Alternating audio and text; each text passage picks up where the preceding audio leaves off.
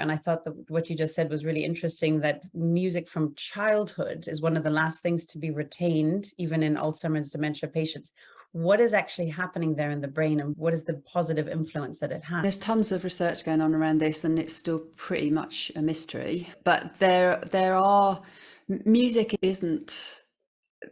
is processed differently to language and just speaking. So you often find that people have lost their speech ability, but they still have a singing ability. And you see this a lot with people who have stammers and things like that, but they can sing perfectly. And so there are different mechanisms at play when it comes to music. But when it comes to music memory, it gets even more interesting, because the brain isn't just storing the music. The brain is doing a multi-sensory storage. So that moment, everything that's involved in that memory is stored.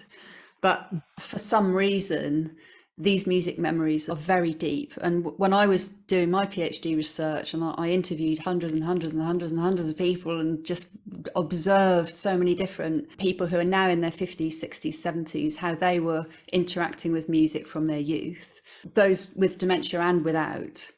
And it was, I also work closely with the music industry, and the difference in listening, if you think about how we listened when back in the 50s, 60s, 70s, 80s, because of the way the music industry had evolved, you bought a record, you loved it, you listened to it over and over and over and over and over. We would wear those records out, right? It was repeat listening, a ridiculous level of repetition. And so I definitely think that there is a link between that, because the memories of those songs are so strong.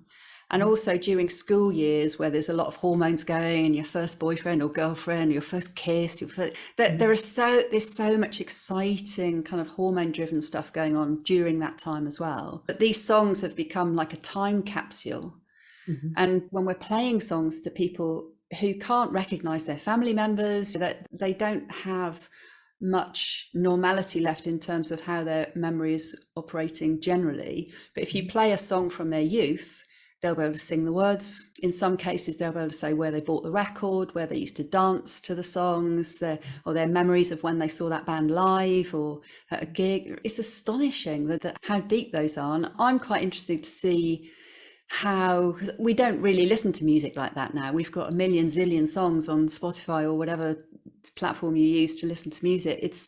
There's just so much music, and we tend to listen in a much shallower way across a lot of songs. And that was not how when people who are now in their 50s, 60s, 70s, 80s, the music listening experience when they were young was very different to the way it is now. So I don't know whether music will still be as powerful a tool in 40 years time for the people who are now coming through their youth, listening in a different way,